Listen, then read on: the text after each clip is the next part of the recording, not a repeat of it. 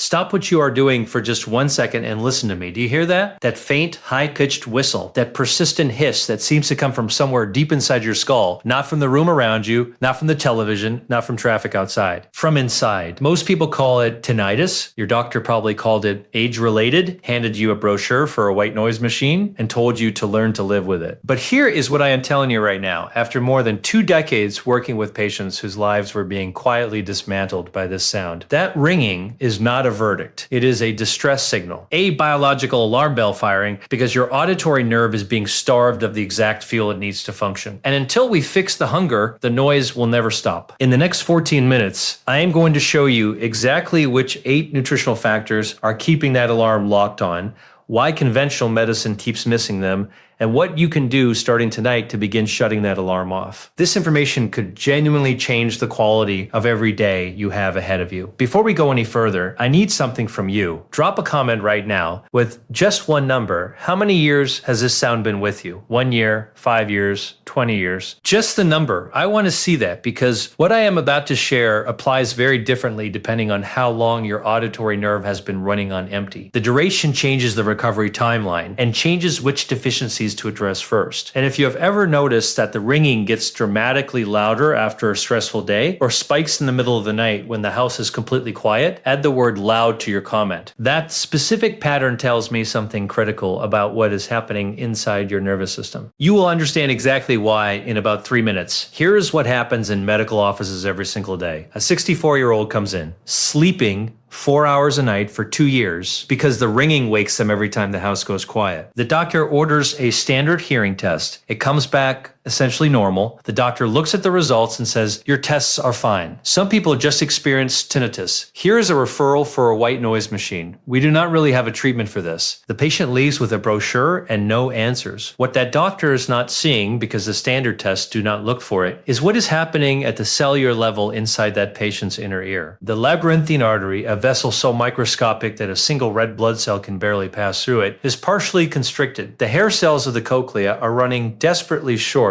on the nutrients they need to function correctly. They are not dying, they are misfiring, sending phantom signals to a brain that has no way to know those signals or errors. Research on this connection has been available in the published literature for years, but most physicians are not looking for nutritional contributors when a patient reports tinnitus. They are looking for structural damage, and when they do not find structural damage, they conclude nothing can be done. That gap between what the evidence shows and what is happening in routine medical practice is why millions of people are living with a sound in their head that nobody has given them a real path out of. This scenario plays out thousands of times every single day, and it is entirely preventable. Now, if you are someone who wants to understand the why, not just be handed a list and told to trust it, then what I am about to explain will give you a completely different framework for thinking about your own tinnitus. Your auditory system after 50 is not simply an older version of the system you had at 35. It is a fundamentally different environment in 3 specific ways. First, microvascular fragility. The blood vessels supplying your inner ear become progressively thinner and more sensitive to inflammatory pressure as you age. The labyrinthine artery has no backup supply. If it constricts, there is no alternative route for nutrients to reach your cochlear hair cells. Even modest systemic inflammation, the kind that produces no noticeable symptoms, can partially starve those cells. Second, reduced stomach acid production. Your ability to absorb vitamin B12, zinc, and magnesium from food depends directly on adequate stomach acid. After 50, many people produce 30 to 40% less stomach acid than they did at 30. You can eat a nutritionally dense diet and still be functionally deficient in the exact compounds your auditory nerve depends on. Third, the brain's declining filtering capacity. Research published in 2025 from Newcastle University identified a process called neural synchrony, where groups of neurons in the auditory cortex begin firing together in a self-reinforcing loop, even without real sound input. Think of a stadium crowd that starts chanting spontaneously and cannot stop because there is no conductor to quiet them. That chant is your tinnitus. It continues not because your ear keeps generating the signal, but because your brain has locked into the pattern. These are not small differences. They are fundamental changes that demand a completely different approach, and yet the standard tinnitus consultation rarely accounts for any of them. Let us start with the first line of defense, Zinc, but not the zinc in a standard multivitamin. That distinction matters enormously. Your inner ear holds one of the highest concentrations of zinc of any tissue in the entire body. That is not a coincidence. Converting sound vibrations into electrical signals creates massive oxidative stress inside the cochlea. Zinc is your primary antioxidant shield against that damage. Without adequate zinc at the cellular level, your hair cells begin to degrade. They rust. And a rusting hair cell does not simply stop working, it misfires, sending signals that were never triggered by actual sound. Here's what most people miss. Compounds called phytates, found in high concentrations in processed grains and cereals, bind to zinc in your digestive tract and escort it out of your body before it can be absorbed. Significant caffeine consumption has a similar interference effect. You can be consuming zinc every single day and blocking most of it from ever reaching the tissues that need it. A 2023 study in the American Journal of Clinical Nutrition followed 1,240 adults over 55 for 3 years. Those with the lowest zinc bioavailability,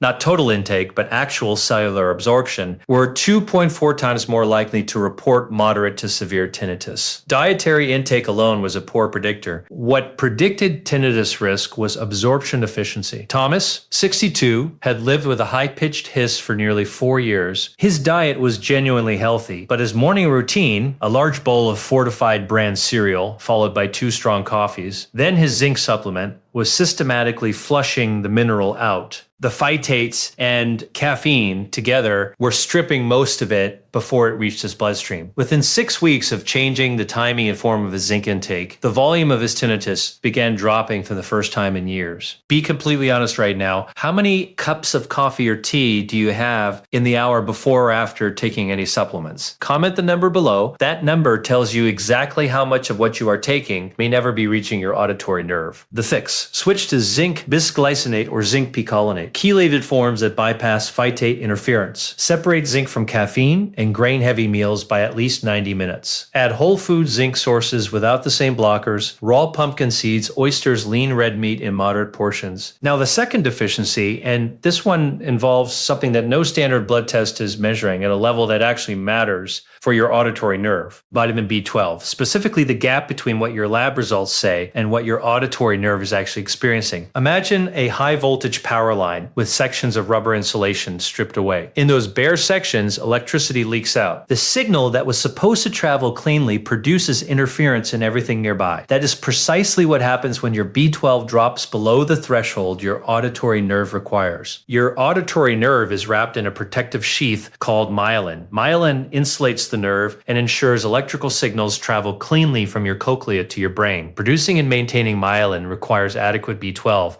When B12 drops, a process called demyelination begins. The sheath thins, signals leak. Your brain receives those leaked signals as noise that was never generated by actual sound. The standard laboratory reference range for B12 was established based on populations where deficiency meant pernicious anemia, a severe clinical outcome. For auditory nerve function, the required level is considerably higher. A result of 320 picograms per milliliter will not raise a single flag in most medical offices. But for a person over 60 with active tinnitus, that level is functionally insufficient for neurological repair. A 2022 study in Frontiers in Neurology examined 847 adults over 60 with confirmed tinnitus. Those with serum B12 below 400 picograms per milliliter were 67% more likely to report severe daily tinnitus interference compared to those with levels above 600. The researchers concluded that optimizing B12 to the higher functional range, not just above the clinical deficiency cutoff, should be a first-line consideration in tinnitus management. Margaret, 68, had been taking antacids for chronic reflux for 9 years when her tinnitus began. Her B12 was 310. Her doctor noted it was within normal range. What was never explained was that chronic antacid used directly impairs the absorption mechanism that extracts B12 from food. She had been reducing her ability to absorb this critical nerve nutrient for nearly a decade. Are you on proton pump inhibitors, antacids, or metformin for more than a year? Comment Supplement, yes or no? Those medications are documented B12 absorption blockers, and that fact changes everything about what your auditory nerve has been receiving. The fix: request a B12 test and ask your doctor to evaluate the result in the context of neurological function, not just anemia prevention. If supplementing, choose methylcobalamin specifically. Sublingual delivery bypasses the absorption issues caused by low stomach acid. Magnesium, and its role as the one thing standing between your auditory nerve and what researchers call excitotoxicity. Your brain uses a chemical called glutamate as its primary excitatory neurotransmitter, the signal that tells neurons to fire. Think of glutamate as the accelerator pedal of your nervous system. Magnesium is the brake. Under normal conditions, they balance each other. Under stress, your brain floods the auditory cortex with glutamate.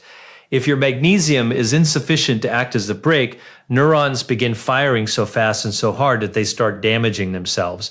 This is the glutamate storm. Your auditory neurons are being driven past their functional limits, and the result is a tinnitus spike that can last for hours after the stressor has passed. Over 70% of adults over 60 are estimated to be chronically low in magnesium, not severely deficient, but sufficiently below optimal that their neurological brake system operates at reduced capacity every single day. A 2021 study in Nutrients followed 1,102 adults with chronic tinnitus over 18 months. Those with the lowest magnesium intake showed a 44% higher rate of tinnitus exacerbation events, defined as acute worsening episodes lasting more than 4 hours, compared to those with adequate levels. Supplementing with bioavailable magnesium reduced the frequency of these events by 38% over 6 months. David, 71, a retired accountant, his tinnitus was manageable most of the time, but on stressful days, difficult conversations, poor sleep, the sound became genuinely unbearable. The volume knob turned to maximum. His magnesium was consistently below the threshold. His nervous system needed to regulate glutamate effectively. Addressing the deficiency did not eliminate his tinnitus, but it removed the spikes. The sound stayed at a level he could manage. How many nights a week do you wake up between 2 and 4 in the morning with the ringing noticeably louder? Comment the number. That nighttime amplification pattern is a specific signal about what your auditory nervous system is doing during its repair cycle. The fix: magnesium glycinate, or magnesium threonate, forms that cross the blood-brain barrier with significantly higher efficiency than magnesium oxide. Food sources: almonds, dark leafy greens, avocado, dark chocolate, above 70% cacao. Take magnesium in the evening. Align with your body's overnight repair window. Vitamin D3. If you still think of this as a bone health nutrient, what follows will completely reframe it. Vitamin D3 is a neurosteroid. It regulates the expression of over 200 genes in your nervous system, including several directly responsible for protecting the cellular structure of your auditory pathway. Think of D3 as the site supervisor for your body's repair process. The raw materials, zinc, B12, magnesium, can all be present and ready. But without the supervisor authorizing and coordinating the work, the repairs do not happen. Research published in Frontiers in Neurology in early 2025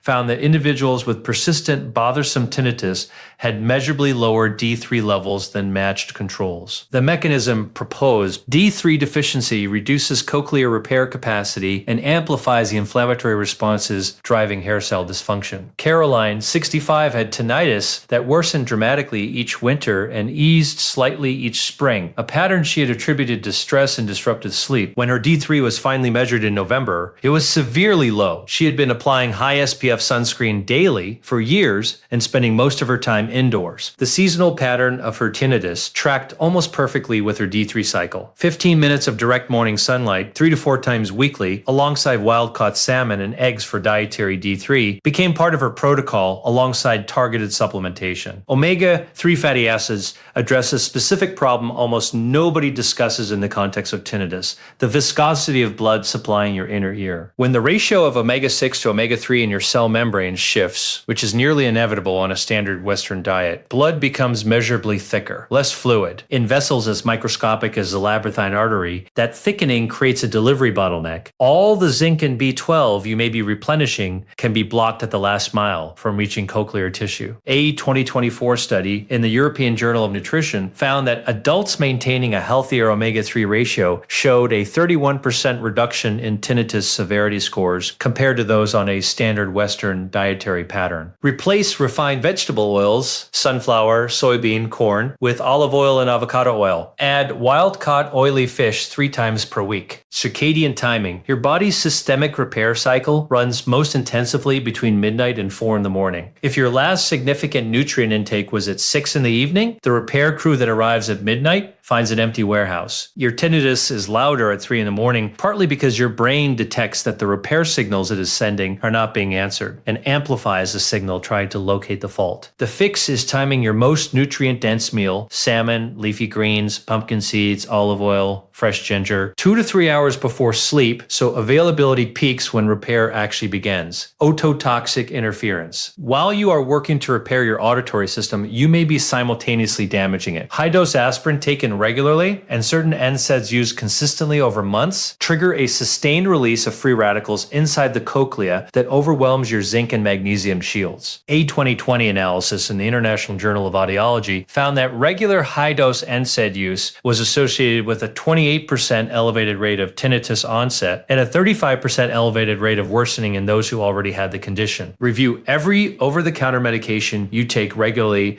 with your pharmacist, specifically asking about ototoxic potential. Natural anti-inflammatory alternatives, curcumin with piperine, boswellia, do not carry ototoxic risk and in several studies actively support cochlear health. And finally, neural synchrony reset. Even after the nutritional deficiencies are addressed, the brain's chanting pattern can persist. The cochlea improves. The hair cells begin functioning more correctly, but the brain has learned a rhythm and continues it. Research, published in Nature Neuroscience in 2023, demonstrated that specific sensory engagement practices, particularly ones involving simultaneous processing of sound and coordinated movement or attention, can interrupt established neural synchrony patterns and allow the brain's filtering systems to recalibrate. 15 minutes of intentional, focused, active listening daily, not background music, but listening as a deliberate activity, provides the auditory cortex the variable input it needs to break out of the loop. If you have been living with this sound for years, if you have been to specialists and been told nothing can be done, I want you to hear something important. You were not failed because the people treating you did not care. You were failed because the framework they were working within was not designed to look for what was actually happening. They looked for structural damage. They found none. They concluded there was no mechanism to address, but it was invisible to the tools they were using. The human body's capacity to support damaged neurological tissue, given the right conditions, continues to surprise me after more than 20 years of watching it happen. Cochlear hair cell function can improve. Myelin integrity can be supported and partially restored. Neural synchrony patterns can be interrupted. These are not theoretical outcomes. They are documented in the published literature. Here is what you now understand that most people, including many healthcare providers, have not fully considered. Tinnitus is almost never purely structural damage, with no addressable contributors. Nutritional deficiency is a documented, correctable cause of cochlear hair cell dysfunction. The standard laboratory reference ranges for B12 and zinc are not calibrated for neurological optimization. They are calibrated to catch severe clinical deficiency, and the brain's contribution through neural synchrony means that peripheral improvement alone is sometimes insufficient. Central recalibration is also part of the process. You are no longer a passive recipient of a diagnosis. You are someone with a map that most people living with this condition have never been given. That changes every conversation you have with your doctor from this point forward.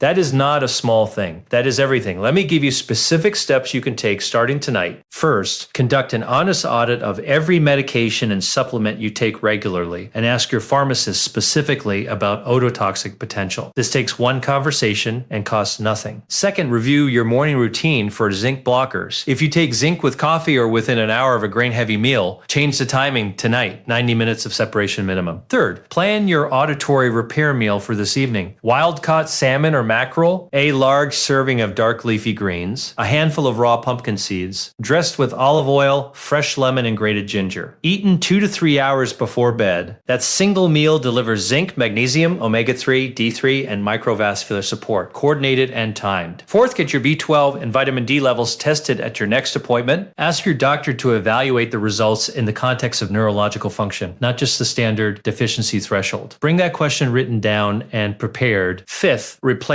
one source of vegetable oil in your cooking this week with olive oil or avocado oil. You are beginning to shift the inflammatory ratio that is driving microvascular constriction in your cochlea. Sixth, commit to 15 minutes of focused active listening each day. Listening as the deliberate activity, not background sound. Give your auditory cortex the variable input it needs to break the synchrony pattern. And finally, have a real conversation with your doctor. Not just a checkup. Ask specifically, where should my B12 and D3 levels be for neurological health, not just clinical deficiency prevention. You deserve a healthcare provider who treats you as a thinking adult who is capable of participating in your own recovery. Drop a comment right now saying, "I informed." If this gave you something real today, if it reframed something you had accepted as permanent, I want to see that word in the comments. Now think of one specific person you know who is living with this. Someone who has been told to just learn to live with it. Send them this video right now, not later. That single action may be the most meaningful thing you do for someone you love today. Subscribe to this channel. My mission is straightforward: to bring you research-grounded health information that most people only encounter after something has already gone wrong. You deserve to know it before that happens. In my next video,